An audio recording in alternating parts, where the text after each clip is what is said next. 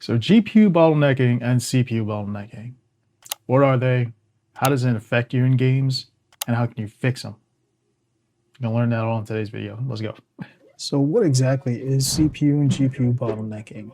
Now imagine this. Your computer is like a highway. Cars are the data, the CPU and GPU are the lanes. If one lane is slower on that highway, traffic more than likely is gonna back up. That'll then cause a CPU or a GPU bottleneck. A CPU bottleneck happens when your processor can't keep up with the GPU. It's like having a race car stuck behind a slow truck. The GPU is ready to go, the CPU is holding back that GPU from performing at its best. All right, now I'm going to show you a quick example of a CPU bottleneck in Battlefield 6. Let's go.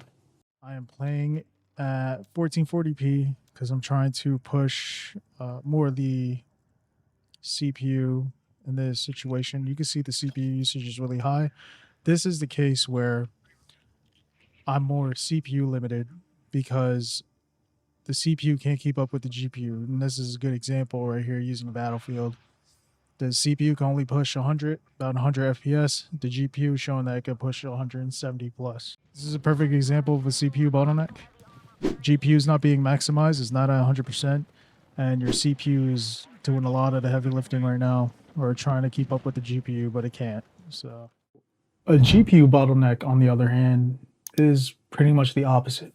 The GPU, if running max at 90% and up, close to 100%, that means that the CPU isn't holding back the GPU, thus letting the GPU run as much frames as it could push for the game. If the CPU is fast enough, the GPU could push all those frames, thus being GPU limited or GPU bound. Gosh, I hope that makes sense. It's confusing. All right, let's jump right back into Battlefield 6. Let me show you what a GPU bottleneck is. All right, so this is the start of a match. Just look at the MSI overlay at the top left. You'll see that the GPU usage is high.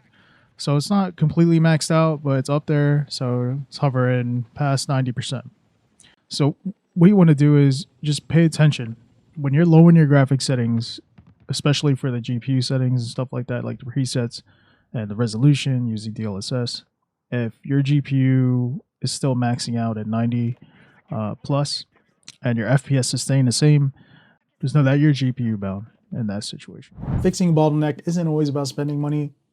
Try these tips first. Lower CPU heavy settings like physics, draw distance, things like that. For GPU bound situations, lower resolution, shadows. I would always start with shadows. That's the main thing that uses a lot of GPU, if you didn't know. Monitor the usage with tools like MSI Afterburner, like shown in the video, or Task Manager. So before you buy your components, just make sure you use the bottleneck calculator to see what you need before you buy. So it's all going to be able to help you out, so you're not mix matching like a 5080 with a low-end CPU, things like that, for example. So bottlenecking isn't bad. That just means that either the CPU or GPU are working harder than the other. The goal to everything in this is just balance. When your CPU and GPU are working together smoothly, everything is going to go smoothly. You're going to have better FPS, your games are going to run much better, etc. So now you kind of got an idea of what a CPU and GPU bottleneck is. Now apply this video and see. If you're CPU limited, upgrade your CPU, and vice versa for your GPU. If you're GPU limited, it's probably time to upgrade your GPU. Just make the right purchasing decision. And no, I am not young, yeah. All right?